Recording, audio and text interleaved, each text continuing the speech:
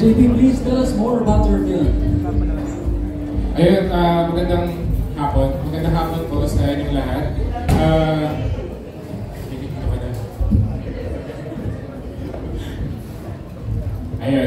Ayun, so first of all, thank you so much po sa Pure Gold Sir Panalo sa pagpili ng aming pelikula. So ako po si JP Hap, ako po yung director at isa sa mga writer ng All Saints Day. Si Christine Barameda, co-writer ko po. Si Flor Hombre, ang aming live producer. And of course, Sir Romney Sarmenta. Wala na daw pong Sir, tsaka si Sander Muda. And si Khalil Ramos, na po siya makakasama ngayon kasi kumakayod. Ayun. So, ang pelikula po namin na All Saints Day, based po ito sa isang unang-unang short film na nasulat ko noong 2012.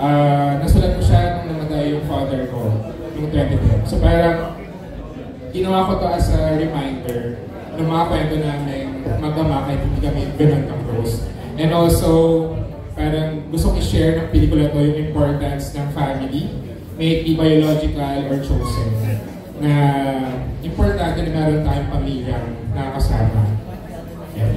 Ayun, so, sir. Nagpapasalamat po kami sa Sine Panalo sa pagkakataong binigyan lahat ako ng kwento nito. I played the role of Tony sa Consigolo. Hindi, joke lang.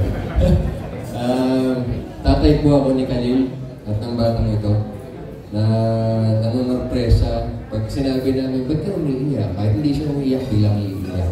Hindi ko alam kung nauuto namin siya o umiiyakin na siya. The joke. It's so much fun doing this kind of film because it is personal also to those who wrote it and to the director. And ako personally, I related to it because one, I am a father. Two, I had a father. So, wala na rin. And para sa akin, the journey of the story, the journey of how the story was told, parang ang dami lang niyang nabuksang ideas and ang dami lang niyang na-touch na points dun sa personal na buhay nila. So it's just a joy to do this film. And I hope na katulad ng lahat ng pelikulang kasama po sa Sine Panalo, lalo na yung mga student films, panoorin po natin lahat. Kasi kung sa perya, sinasakay natin lahat yung rides, dapat sa festival, sinusuportahan natin lahat ng participants.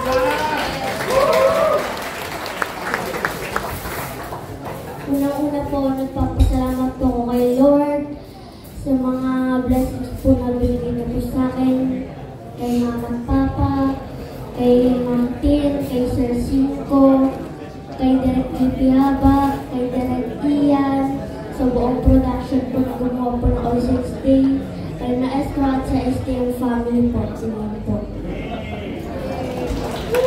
Maraming salamat po sa Pure Gold sa support ng isa. At magpapasalamat din kami sa director sa cast namin kasi wala po pasuway, nakasunod po kami sa PGL. Mabilis po namin nagkakaroon ng shoot namin. At natapos po namin ng video. Thank you po. Hello. Panorin po yung video natin. Maybe we would like to call on Direct Chris and Ms. Adri to join them up on stage for a quick photo op.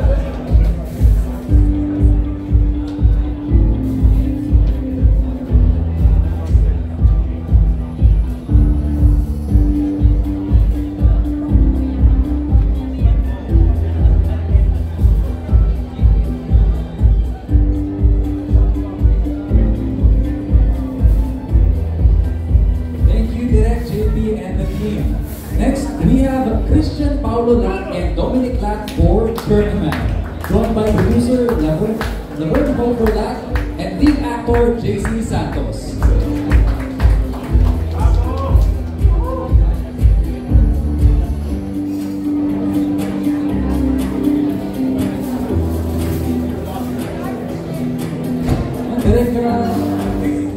Direct Christian, would you mind telling us more about your film? What is The Journeyman? Hey, I just want to say, grateful to be here, knowing how much talent and skills in this room. I am really humbled to be here. So our film, Journeyman, is about, again, boxing.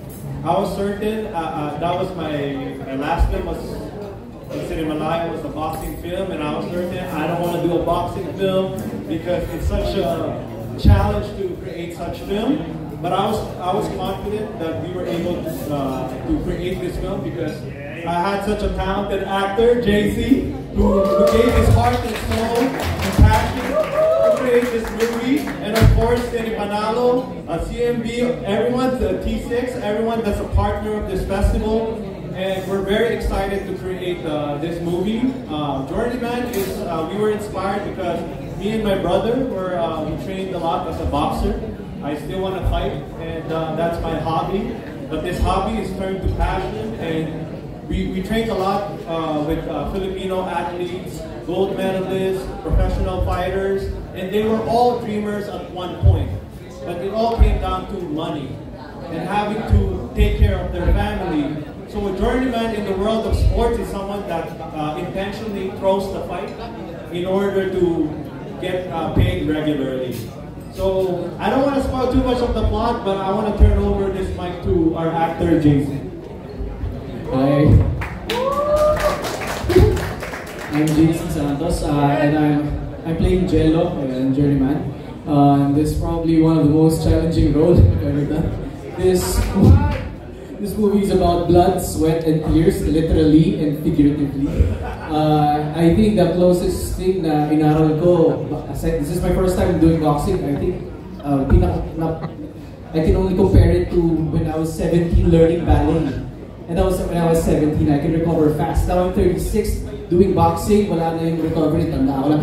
So it's, nahirapan ako to, at isa sa pinaka-paborito ko. Now I was doing boxing, shooting the film with boxers and our choreographer, and even lahat ng mga fight ko, lahat sila mga boxingero. Isa sa mga natutunan ko ng time na sinushoot namin to, na kapag sobrang pagod na yung katawan mo, sobrang pagod na yung legs mo, hindi ka na makagalaw, hindi ka na makaisip, ang magtataggol sa'yo ay yung puso mo. At I think that's the Filipino pride, na yung puso ng Pilipino. Na kahit gano'n nakahirap, kahit gano'n nakasakit, kahit wala ka ng hilinga, meron kang laging pinaglalaanan. Ito para to sa asawa ko, para sa anak ko, para sa pamilya ko, para sa bayan ko, laging tayong may ganun. Yun yung totoong Filipino pride. At lalo na ngayon, siyempre, boxing, yun ito, isa pang Filipino pride. And that's the thing that I learned. It keeps reminding me na you have to be friends with pain, discomfort, and failure for you to win. And that's Journeyman about. Thank you, Journeyman. Thank you sa everyone who helped us make this film. You know, the journey wasn't easy, but really.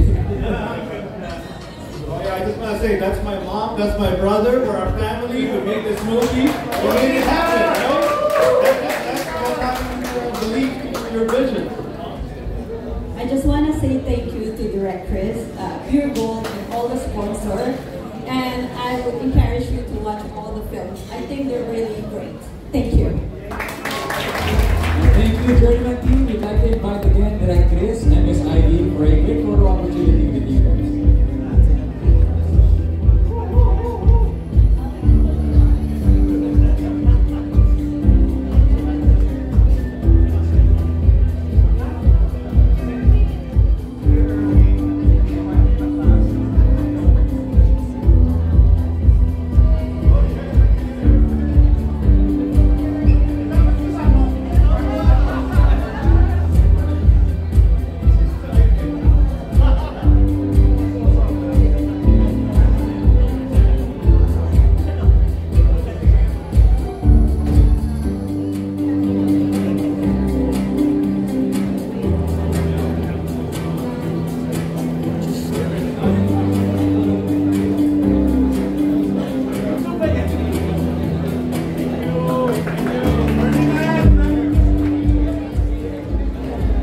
Thank you, Direct Christian and Dominic Lack and the team. Before we move forward, we'd just like to call for the attention of the owner of a Toyota with plate number TTI